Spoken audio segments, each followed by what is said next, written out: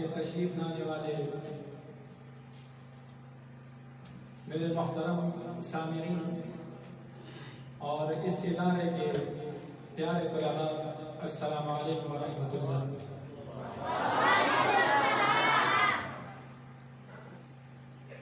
محترم سامعین، جس طرح ہمارا یہ مل بیٹھنا ششمائی امتحان کا نتیجہ ہے، اس کا رزلٹ ہے۔ بزرگ فرماتے ہیں کہ جس خواہش کے پیچھے کوشش نہ ہو تو وہ خواہش جھوٹی ہوتی ہے، اور جس خواہش کے پیچھے آدمی کی کوشش ہو تو وہ خواہش آدمی کی سچی ہے۔ اب اگر ایک آدمی کہتا ہے کہ مجھے بہت زیادہ غلہ حاصل ہو جائے، اس کے پاس زمین ہے، کھیتی ہے، اور اس کے اندر یہ کوشش کرتا ہے، فصل حاصل کرنے کے جو مراحل ہیں ان کو پار کرتا ہے، تو یہ تو اپنے خواہش کے اندر سچا ہے، اور پھر جب وقت گزرے گا، نتیجے کا وقت آئے گا، تو اس کے پاس وہ مقصود بھی حاصل ہوگی۔ اور اگر ایک آدمی کہتا ہے کہ میں زیادہ مال کماؤں، اور یہ اس کے پیچھے محنت کرتا ہے، کوشش کرتا ہے، مال کے کمائی کے جو طریقے ہیں ان کو بروکار لاتا ہے، تو ایک وقت آئے کہ اس کے پاس ڈیڑھوں مال ہوگا، زیادہ مال ہوگا۔ دنیا کے اندر ہر چیز کے جس کی آپ کی خواہش ہو، آپ کوشش کرتے ہیں، تو آپ اس چیز کے طلب کے اندر، خواہش کے اندر سچے ہیں۔ اور اگر آپ کی چیز کی خواہش ہے، طلب ہے، اور آپ اس چیز کے پیچھے کوشش نہیں کرتے، اس کے جو طریقہ کار ہے اس کو بروکار نہیں لاتے، تو پھر آپ اس خواہش کے اندر جھوٹے ہیں، اور جب نتیجے کا وقت آئے گا تو ناکامی ہوگی۔ اب اگر ایک آدمی کہتا ہے کہ میرے پاس زیادہ غلہ ہو، اس کے پاس زمین نہیں ہے، یا زمین ہے مگر وہ کام اس کے اندر نہیں کرتا، محنت نہیں کرتا، تو جب غلے کا وقت آئے گا تو یہ خالی ہاتھ ہوگا۔ آدمی کہتا ہے کہ میرے پاس مال ہو، پیسے ہو، باقی جو سہولیات ہیں، ضروریات ہیں وہ ہو، مگر پیسے کمانے کا، مال کی کمائی کا جو طریقہ کار ہے، تجارت ہے، نوکری ہے، یہ کام استعمال نہیں کرتا، تو پھر جب وقت آئے گا تو یہ خالی ہاتھ ہوگا۔ محترم سامعین، تو اسی طرح آپ لوگوں کا امتحان تھا، آپ لوگوں کے اوپر 3 مہینے محنت کی گئی، تو جو طلباء کہتے کہ ہم پاس ہو جائیں اعلیٰ نمبروں کے ساتھ، پوزیشن کے ساتھ، ہر ایک طالب علم کی یہ خواہش ہوتی ہے، والدین کی بھی یہ خواہش ہوتی ہے کہ ہمارے بچے آگے بڑھ جائیں، مگر جن طلباء نے اس خواہش کے پیچھے سچی لگن کے ساتھ کوشش کی، صدق دل کے ساتھ ان لوگوں نے محنت کی، تو آج ان کا نتیجہ ان کے سامنے آ جائے گا۔ تو وہ اپنے خواہش کے اندر وہ سچے ہیں، وہ کامیاب ہیں، اور جن طلباء نے محنت نہیں کی، وقت ویسے گزارا، وقت کو ڈالا، یا محنت تو کی مگر سبقت کے لیے اور اعلیٰ نمبروں کے ساتھ پاس کرنے کے لیے جتنی محنت کی ضرورت تھی اتنی محنت نہیں کی، تو یہ طلباء یہ اپنی خواہش کے اندر جھوٹے ہیں۔ محترم سامعین، آخری کتاب اللہ جل شانہ کی طرف سے جو الی یوم القیامہ باقی رہے گی، جو جناب نبی کریم صلی اللہ علیہ وسلم کے معجزوں کے اندر سب سے بڑا معجزہ ہے اور پابندہ معجزہ ہے، وہ قرآن مجید ہے۔ اور قرآن مجید کی پہلی وحی کا آغاز وہ اقرا سے ہے کہ پڑھ۔ یہ امت پڑھنے کے لیے ہے کہ یہ پڑھے گی۔ اللہ ولی الذین آمنوا یخرجهم من الظلمات الی النور والذین کفروا اولیاءهم الطاغوت یخرجونهم من النور الی الظلمات۔ اللہ جل شانہ دوست ہے مومن لوگوں کا، اور اللہ جل شانہ ان مومنین کو وہ تاریکیوں سے، اندھیروں سے نکالتے ہیں نور کی طرف۔ اندھیرے اور تاریکی سے کیا مراد ہے؟ جتنے بھی یہ نافرمانی کے کام ہیں، یہ جہالت ہے،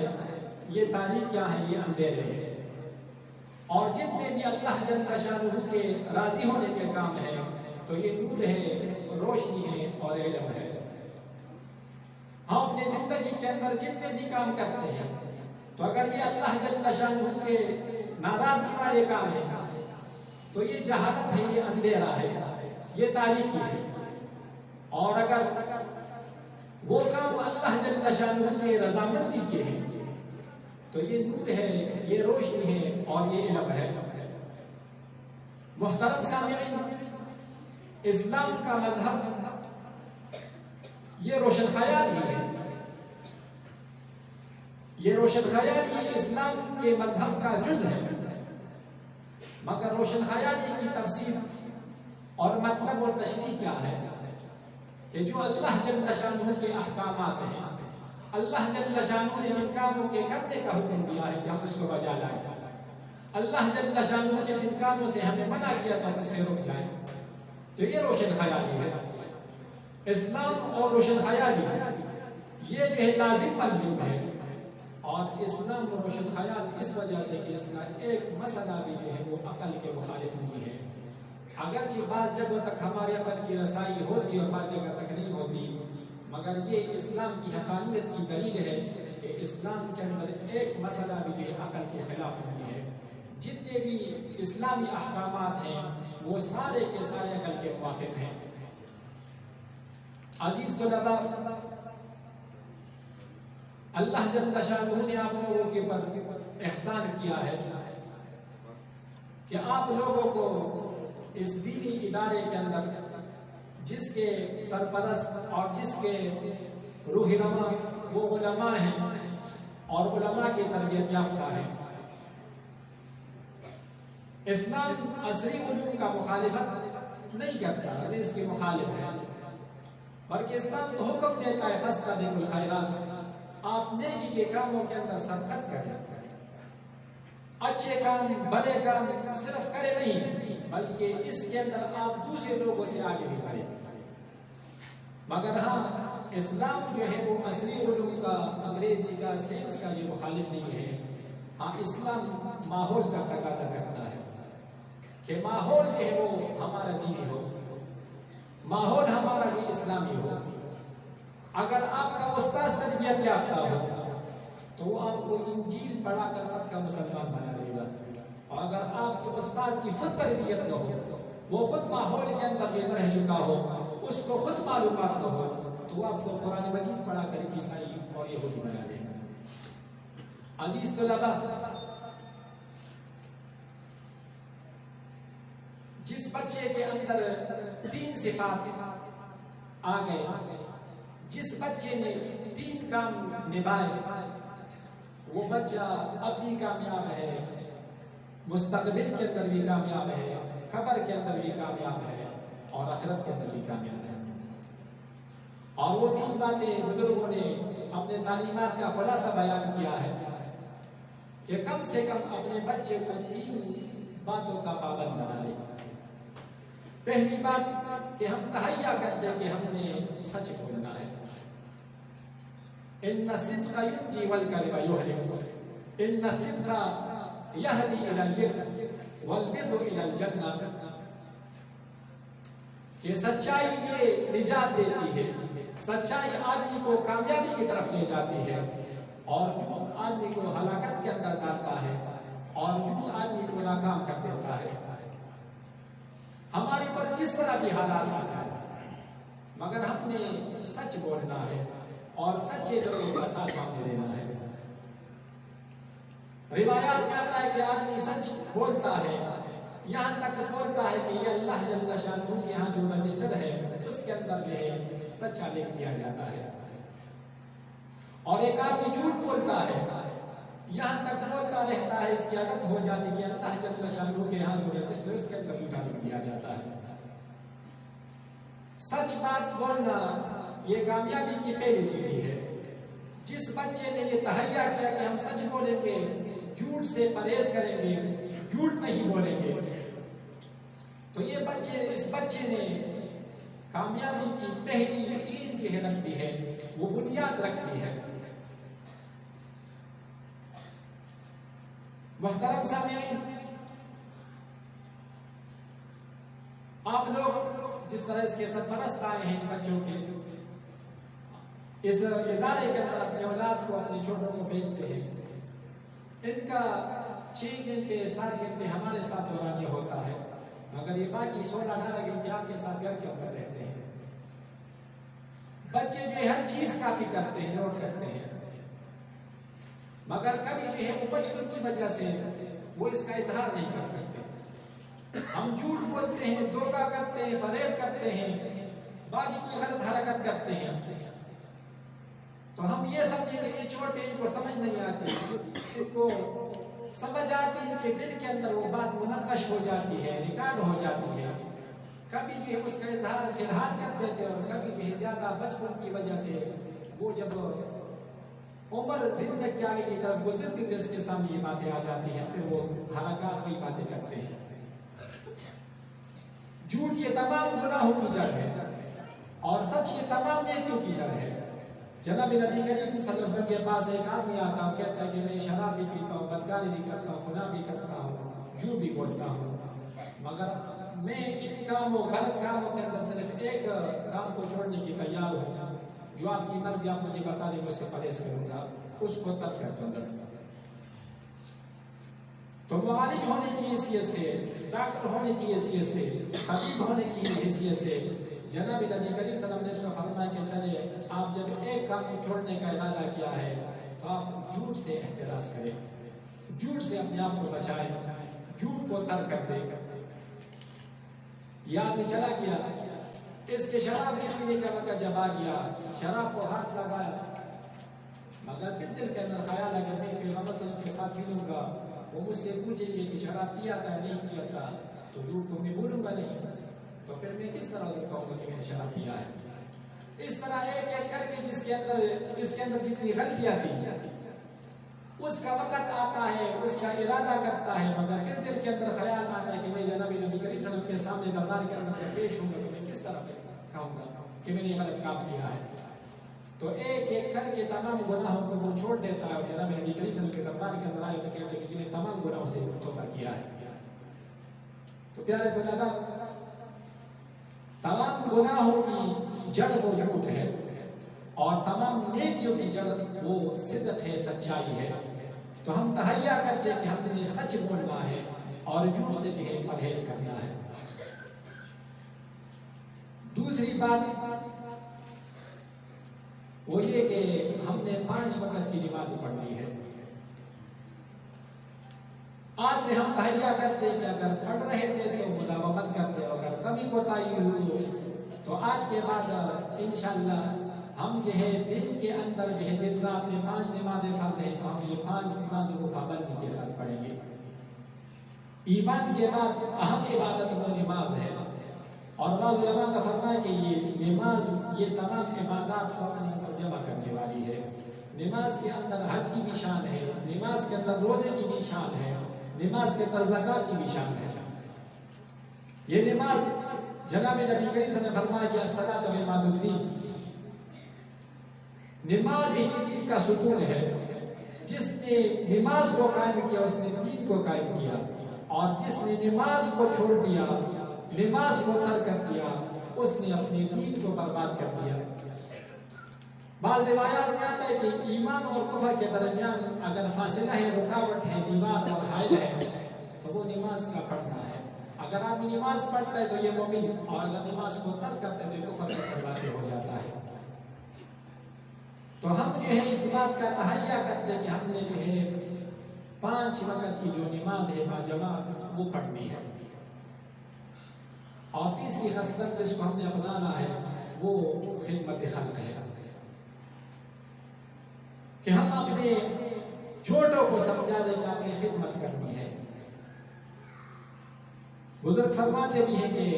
عبادت کی وجہ سے جنت ملتی ہے، اور خدمت کی وجہ سے اللہ جل شانہ کی ذات ملتی ہے، اور جس کو اللہ جل شانہ کی ذات مل جائے تو اس کو تمام علامات، تمام راحتیں، تمام کامیابی اس کو مل گئی ہے۔ تو ہم اپنے بچوں کو یہ بات سکھلا دیں کہ آپ نے خدمت کرنی ہے، اور اس کے اندر خدمت کا جذبہ ہم نے پیدا کرنا ہے۔ خدمت خلق کی وجہ سے اللہ جل شانہ آدمی کو آگے کی طرف لے جاتے ہیں۔ اللہ جل شانہ خدمت خلق کی وجہ سے بند راستوں کو کھولتے ہیں. بلکہ حدیث قدسی ہے کہ جناب نبی کریم صلی اللہ علیہ وسلم نے فرمایا کہ جب تک ایک انسان دوسرے مسلمان بھائی کی خدمت میں ہو تو اللہ جل شانہ اس وقت تک اس کی امداد اور نصرت کے اندر ہوتے ہیں. اور اگر ایک آدمی ایک مسلمان دوسرے آدمی کی کوئی پریشانی دور کر دیتا ہے تو اللہ جل شانہ اس کے بدلے میں اس کی آخرت کی قیامت کے اندر کی مصیبت کو دور کر دے گا. خدمت خلق یہ ہم جتنے ہمارے یہ ہنر ہیں، کمالات ہیں، ڈاکٹری ہے، سائنس ہے، علم ہے، دکانداری ہے، اس کے اندر ہم خدمت خلق کی یہ نیت کرتے ہیں. باقی جو آپ کے ضروریات ہیں وہ خود بخود حاصل ہوتی ہیں. جس طرح ہماری نیت جو ہے گندم کاش کرتے وقت وہ گندم کی ہوتی ہے، بوسے کی ہم نیت کریں یا نہ کریں اسے خود بخود حاصل ہوتا ہے. تو ہم جو کام کر رہے ہو اس کے اندر اللہ جل شانہ کی رضامندی ہو، ہماری نیت خالص ہو. ہم پڑھ رہے ہوں، جو بھی علم پڑھ رہے ہوں، دینی علم پڑھ رہے ہوں یا اصلی علوم پڑھ رہے ہوں، اس کے اندر ہمارا مقصد وہ اللہ جل شانہ کی رضامندی ہو، مخلوق کی خدا کے لیے خدمت کہ ہم مخلوق کی خدا کی خدمت کریں گے.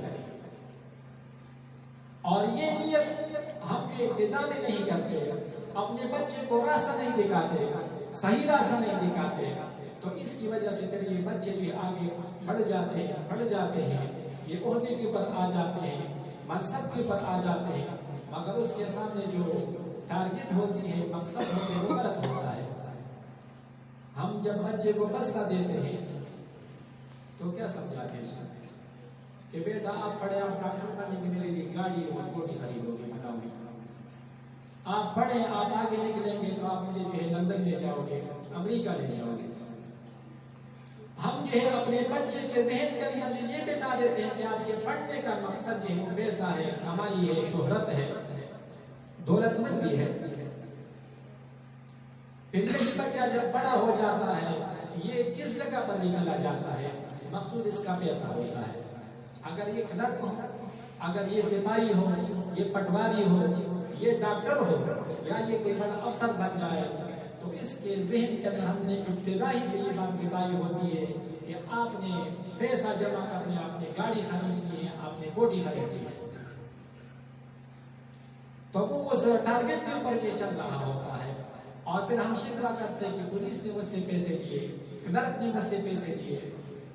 پٹواری نے مجھ سے پیسے لیے، ڈاکٹر نے مجھ سے پیسے لیے، اضافی پیسے لیے، فیس بہت اس کا زیادہ ہے، ایک ٹیسٹ کی ضرورت نہیں ہے مگر پھر بھی قسم اس نے مجھے کہا کہ آپ یہ ٹیسٹ کرائیں. کیوں؟ یہ بچپن ہی سے ہم اس بچے کے ذہن کے اندر ہم نے بتایا ہوتا ہے کہ اپنے پیسے کمانے ہیں.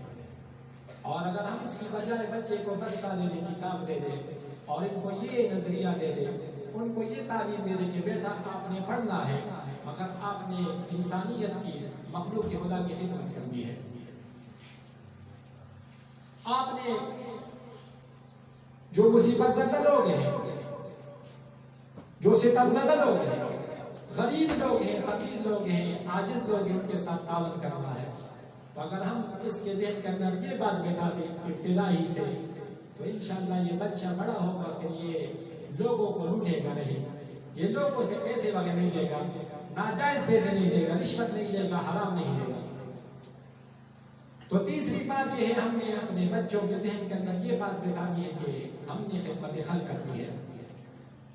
یہ تمام کام ہمارے ڈاکٹری ہے، سائنس ہے، جتنے بھی انجینئرنگ ہے، یہ تمام کے تمام خدمت خلق کے اندر آتے ہیں. اس سے مخلوق خدا کو فائدہ ہوتا ہے. اور خدمت خلق کا جذبہ یہ انبیاء کرام علیہ السلام کی سنت ہے.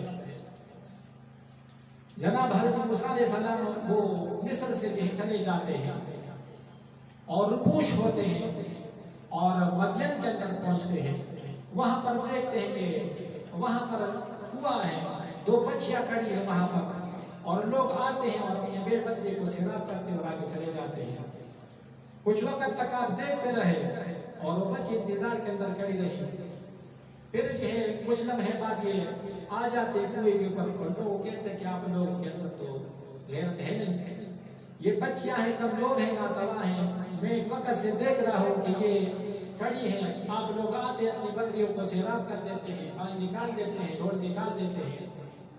تو ایک ڈھول ان کے لیے بھی نکالتے ہیں۔ تو انہوں نے کہا کہ اگر آپ اتنے غیرتی ہیں تو آپ بھی کیا کر دیں گے، نکال دیں۔ تو انبیاء کرام علیہ السلام کو جو ہے مخلوق کی خدا کی خدمت سے وہاں محسوس نہیں کرتے۔ اس نے کہا کہ میں تو مہمان تھا، مجھے تو پتہ نہیں تھا آپ لوگ کے طریقے کا، میں تو بیٹھا انتظار میں تھا، آپ لوگ نہیں کرتے، بسم اللہ ہے۔ اس نے آسمین چڑھا دی اور ڈھول نکال دی اور ان کی بکری بھی سیراب کر دی۔ اسی خدمت خلق کی وجہ سے اللہ جل شانہ موسیٰ علیہ السلام کو کیا کرتے ہیں، وہ شعیب علیہ السلام تک پہنچا دیتے ہیں۔ اس کے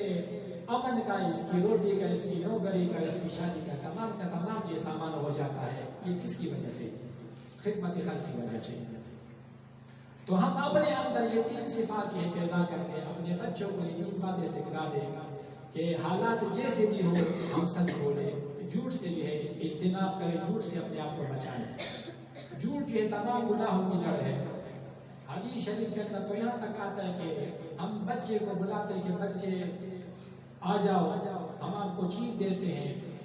کوئی ٹافی بچی وغیرہ دیتے ہیں، ہاتھ اس طرح کر دیتے ہیں، اور پھر ہمارے ہاتھ یہ خالی ہو تو جناب نبی کریم صلی اللہ علیہ وسلم نے فرمایا کہ یہ بھی جھوٹ ہے، کیونکہ آپ نے اس کو یہ کہا کہ اس کے اندر سے مچھی ہے، ٹافی ہے، چاکلیٹ وغیرہ ہے، کوئی چیز ہے جو آپ کو دیتا ہوں، اور پھر آپ کا ہاتھ یا آپ کی جوڑی کے خالی، تو یہ بھی جھوٹ ہے۔ تو ہم جھوٹ سے بھی اجتناب کریں، جھوٹ سے اپنے آپ کو بچائیں۔ اور دوسری بات ہے کہ ہم 5 وقت کی نماز کی پابندی کریں، حالات جیسے بھی ہوں، مصیبت کے ہوں، خوشی کے ہوں، غمی کے ہوں، شادی کے ہوں، مگر ہم 5 وقت کی نماز جو ہے کہ پابندی کے ساتھ پڑھیں۔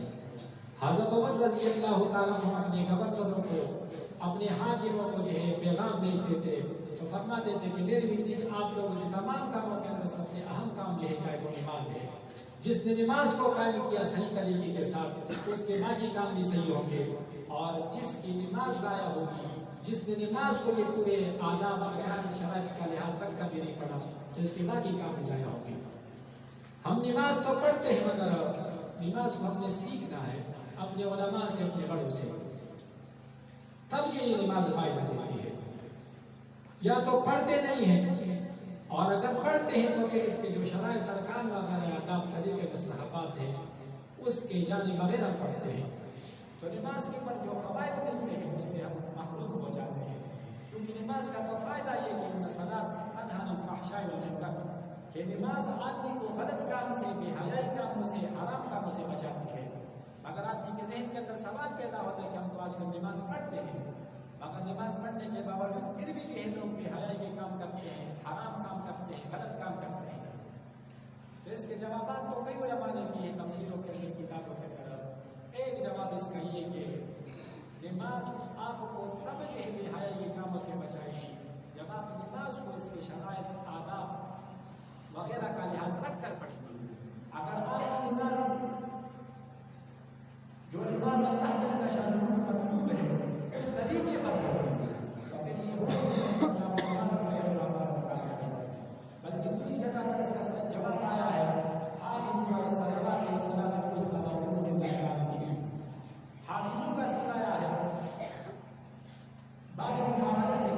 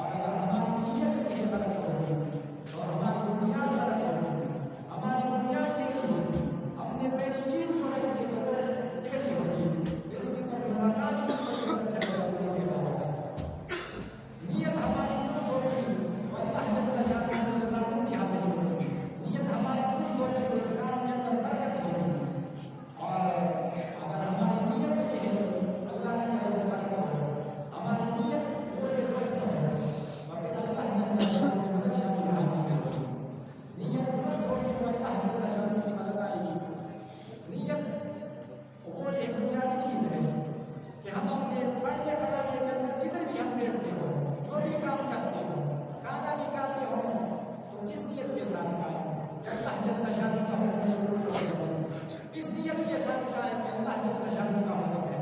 کس نیت کے ساتھ قائم کہ میں یہ ارادہ کرتا ہوں کہ اس کے ساتھ مجھے توانائی حاصل ہو جائے، قوت حاصل ہو جائے، وہ توانائی اور قوت میں اللہ جل شانہ کی مرضیات کے اندر صرف کروں، دینی اسلام کی نشر و اشاعت کے اندر صرف کروں، والدین کی بڑوں کی خدمت کے اندر صرف کروں، اور اگر آپ کار ہے اور نیت کچھ نہیں ہے تو ٹھیک ہے، توانائی وغیرہ تو حاصل ہو جائے گی مگر سبب سے محروم ہو جاؤ گے، اللہ جل شانہ کی رحمت سے محروم ہو جاؤ گے۔ نیت کی درست ہو، نیت کی درستی کے بارے میں حکیم الامت رحمہ اللہ نے ایک واقعہ لکھا ہے کہ ہارون رشید رحمہ اللہ وہ گزر رہے تھے، اس کے ساتھ اس کا وزیر تھا، اچانک گزر رہے تو ایک کھیت کے اندر، ایک باغ کے اندر بھی ایک کوڑا ہے اور وہ کچھ کام سے لگا ہوا ہے۔ ہارون رشید رحمہ اللہ وہ اپنے وزیر سے پوچھتا ہے کہ یہ بابا کیا کر رہا ہے؟ تو اس نے قریب جا کر دیکھا کہ وہ کھجور کی ٹکڑیاں بھی ہے، کیا کر رہا تھا، اس کی بیج ہے کیا وہ بو رہا تھا۔ پھر پوچھا کہ بابا جی آپ کھجور کاشت کر رہے ہیں؟ کہا کہ ہاں۔ کہا کہ یہ کتنے سال بعد یہ پھل دیں گے؟ تو کہا کہ 20-25 سال بعد۔ اس نے کہا کہ آپ کے قدم تو قبر کے اندر ہے، ہو سکتا ہے 1-2 سال بعد 5 سال بعد آپ یہ مر جائیں اور 20-25 سال کا منصوبہ آپ نے بنایا ہوا ہے۔ تو اس نے کہا کہ یہ دنیا کا ایک طریقہ ہے کہ کوئی درخت لگاتا ہے اور کوئی اس کا پھل کھاتا ہے، اگر میں جو ہے اس کاشت کرنے کے اندر انتہا کے اوپر نیت کر دوں تو اگر یہ نیتیں ہماری رہتی ہے تو آپ کو، آپ کے باپ، آپ کے دادا کو ایک کھجور مہیا نہ ہوتی۔ یہ تو دنیا کا طریقہ ہے، کوئی بھی لگاتے ہیں کوئی کھاتے ہیں۔ تو ہارون رشید رحمۃ اللہ علیہ کو اس کا جواب پسند آ گیا اور اس کا طریقہ یہ تھا کہ جو بات پسند آ جاتی تو اس کے اوپر آپ نرم کہتے ہیں، اور نرم کہنے کے ساتھ ہی اپنے وزیر کو یہ بھی دوسرا حکم تھا کہ آپ نے اس آدمی کو جس کی بات سے میں خوش ہو جاؤں آپ نے اس کو 1000 دینار دینے ہیں۔ تو وزیر نے اس کو 1000 دینار دیے۔ بابا بہت سمجھدار تھا، ہوشیار تھا، اس نے کہا کہ بادشاہ سلامت، لوگوں کی کھجور جو ہے کاشت کرنے کے بعد 20-25 سال بعد جو ہے کیا کرتے ہیں وہ پھل دیتے ہیں، اور میرے کھجوروں نے جو ہے فی الحال نتیجہ یہ پھل دے دیا، 1000 آپ نے انعام دے دیا ہے۔ بادشاہ نے کہا کہ نام یہ بات بھی ٹھیک ہے کہ آپ کے کھجور نے فی الحال یہ کیا کہ پھل دے دیا، ثمرہ دے دیا ہے، آپ کو انعام بھی اس کا مل گیا ہے۔ تو وزیر نے پھر دوسرے 2000 روپے اور جو اس کے حوالے کر دیے ہیں۔ بادشاہ وہ بابا جی بہت سمجھدار تھا، تو اس نے آگے پھر بڑھ کر کہا کہ بادشاہ سلامت، لوگوں کے درخت جو ہیں کھجور جو ہے وہ سال بعد جو ہے پھل دیتے ہیں اور ایک مرتبہ پھل دیتے ہیں، اور میرے کھجور کے گٹلیوں نے فی الحال ایک لمحے کے اندر 2 مرتبہ پھل دیے ہیں۔ ہارون رشید نے کہا کہ نام پھر جی وزیر نے کیا کیا، اس کو 1000 روپے کا تھیلا تھما دیا، اور وزیر نے بادشاہ کو اشارہ کیا کہ بادشاہ بات سمجھدار ہے، یہ ہمارا خزانہ خالی کر کے رہے گا، آپ جائیں۔ یہ پھر کہیں کہ تیسری بار پر دیا ہے تو پھر آپ 1000 دیں گے، پھر کہیں کہ چوتھی بار تو پھر آپ 1000 دیں گے۔ تو محترم سامعین عرض کر رہا تھا نیت کی کہ انما الاعمال بالنیات، کہ ہمارے پڑھنے پڑھانے کے اندر نیت جو ہے وہ صحیح ہو، کہ ہم پڑھ رہے ہیں دینی علوم پڑھ رہے ہیں یا عصری علوم پڑھ رہے ہیں، اس کے اندر ہماری مقصد وہ اللہ جل شانہ کی رضامندی ہو۔ محترم سامعین، یہ جدید علوم، یہ عصری علوم، یہ اسلام کے مخالف نہیں، جس طرح میں نے پہلے عرض کر دیا، اسلام اس کی مخالفت نہیں کرتا، کسی بھی عالم نے، کسی بھی مفتی نے اس کے اوپر حرام کا فتویٰ نہیں لگایا ہے۔ ہاں، اسلام اور ہمارا قرآن اور حدیث ماحول کا تقاضا کرتا ہے کہ ماحول اس کو مہیا ہو، ماحول اگر مہیا ہے تو پھر یہ صحیح ہے، اور اگر ماحول مہیا نہیں ہے تو پھر یہ ہم کو اپنے دین سے، اپنے مذہب سے، اپنے قرآن سے، اپنی کتاب سے بھی کیا کرتی ہے، وہ دور لے جاتی ہے۔ مولانا نور رحمۃ اللہ علیہ نے اس دنیا اور دنیا کی جو راحتیں ہیں اس کی مثال دی ہے۔ کہتے کہ ایک بڑا آدمی تھا، ایک امیر آدمی تھا، اس نے ایک پہاڑ کے اوپر ایک بہت بڑا جو ہے محل تعمیر کیا، اور اس محل کے اندر قسمہ قسم کے پھول، قسمہ قسم درخت، قسمہ قسم پھل، دنیا کی ہر قسم کی نعمتیں اس کے اندر مہیا، مگر اس کے اندر ایک کمرہ بنایا اور اس کمرے کے اندر ایک خشک گھاس رکھ دیا، اور اس خشک گھاس کی کیا کہ یہ خصوصیت تھی کہ جہاں پر وہ خشک گھاس کی کیا ہو بو ہو